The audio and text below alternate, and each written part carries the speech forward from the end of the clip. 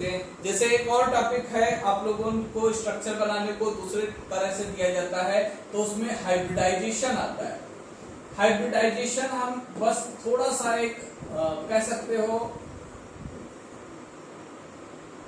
Intro type में, इसके बाद डिटेल में तो चैप्टर के अंदर पढ़ेंगे। यहाँ पे इंट्रो टाइप में हाइब्रिडाइजेशन कैसे निकालते, होता क्या है, दो चीजों की मिक्सिंग, जैसे आप सब्जियों की मिक्सिंग करके नई सब्जी बनाते हो, फ्लावर्स की मिक्सिंग करके नए कलर के फ्लावर बनाते हो, उसी तरह से केमिस्ट्री में सबसेंस और ऑर्बिटल्स की मिक्सिंग करके नई ऑर्बिटल्स मिलती है। ये जो ऑर्बिटल मिक्सिंग है जल्दी समझ नहीं आती, हम आपको एक ट्रिक बता रहे हैं, ट्रिक हाइब्रिडाइजेशन कैलकुलेट करने की ट्रिक। इसका भी एक फार्मूला है, हाइब्रिडाइजेशन नंबर, ये क्या है, H हाइब्रिडाइजेशन नंबर।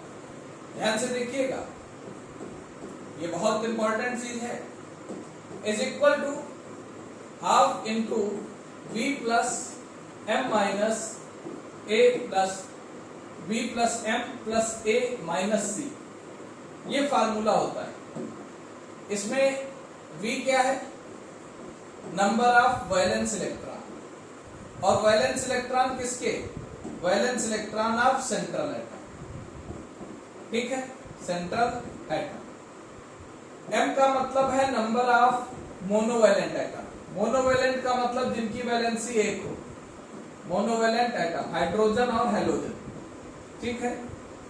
A का मतलब है नंबर ऑफ, केवल नंबर लेना है, निगेटिव चार्ज, क्या है, नंबर ऑफ निगेटिव चार्ज, और C क्या है, नंबर ऑफ पॉजिटिव चार्ज, क्या है, नंबर ऑफ पॉजिटिव चार्ज, ये हमारा C है। इस फार्मूले से आप कोई भी हाइब्रिडाइजेशन निकाल सकते हो, एक्सेप्ट अगर सेंट्रल एटम के सराउंडिंग में कोई ट्राइवैलेंट एटम है। अगर सेंट्रल एटम के सराउंडिंग में कोई ट्राइवैलेंट एटम है तब इसके बाद थोड़ा काम और करना पड़ेगा, वो अभी बता रहे हैं।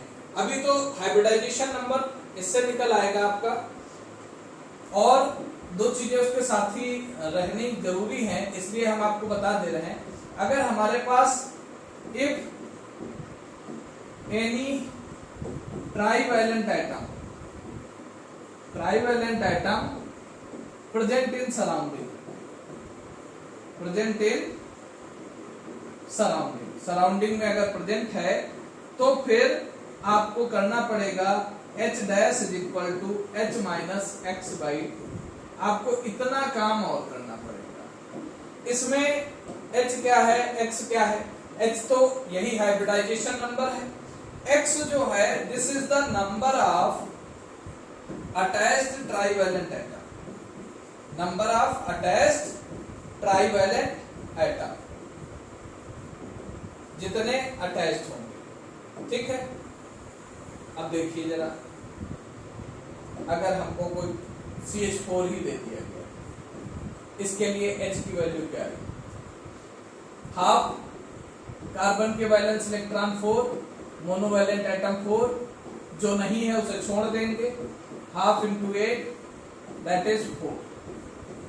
H की वैल्यू 4 अगर आई तो H की वैल्यू कैसे आपको सेट करना है, वैल्यू ऑफ H और हाइब्रिडाइजेशन, वैल्यू ऑफ H और यहाँ पे हाइब्रिडाइजेशन आपको लिखने का तरीका बता दे। 2 से कम आएगी नहीं, एक S एक P यानी SP, 3 आया तो एक S और 2 P यानी कि sp2, अगर 4 आया एक S और 3 P, जिसमें जितने ऑर्बिटल्स हैं उसको उतनी बार मैक्सिमम लिया जा सकता है। शुरुआत S से ही करनी है, अगर 5 हो जाएगा तो P4 नहीं हो सकता क्योंकि P के पास 3 ही ऑर्बिटल है, तो अब इसके बाद क्या देगा, D। 6 होगा तो sp3d2, इस तरह से हाइब्रिडाइजेशन चलता रहेगा। अगर सराउंडिंग में ट्राइवैलेंट है तो पहले आपको H निकालना है, H निकालने के बाद आपको H डैश से X माइनस करके, ठीक है। एक चीज और यहाँ बता दूं आपको, हमको यहीं से लोन पेयर भी पता हो जाते हैं, हमको यहीं से लोन पेयर पता हो जाते हैं। लोन पेयर कैसे पता चलते हैं, किसी भी मॉलिक्यूल पे कितने लोन पेयर बचे, ये होता है H minus number of attached atom, किससे अटैच, सेंट्रल एटम से। सेंट्रल एटम से अटैच्ड जो भी एटम है H में से माइनस कर दो तो निकल के लोन पेयर आ जाएंगे। जैसे हम जानते हैं CH4 पे लोन पेयर नहीं होते, कार्बन का H निकल के आया 4, सराउंडिंग में कितने एटम 4, देखो 0 निकल के आ गया। इससे आप किसी भी मॉलिक्यूल के लोन पेयर निकाल सकते हो, हाइब्रिडाइजेशन निकाल सकते हो। लोन पेयर और हाइब्रिडाइजेशन देख के आप इसका शेप परफेक्टली बता सकते हो, है ना। अच्छा एक बात और, यहाँ पे जो सेंट्रल एटम है, हम बार बार सेंट्रल एटम कह रहे हैं, तो आप कैसे जानोगे सेंट्रल एटम कौन सा है? तो मॉलिक्यूल में जिसकी संख्या सबसे कम हो, मॉलिक्यूल में जिसकी संख्या सबसे कम हो वही सेंट्रल एटम है। अब ऐसा बोलोगे तो हम HNO3 लिख देंगे। अब यहाँ तो H और N दो की बराबर है, तो उस केस में दूसरा पॉइंट अप्लाई करेंगे। दो ही पॉइंट है, पहला पॉइंट अप्लाई करना है, जिसकी संख्या कम है वो सेंट्रल एटम है।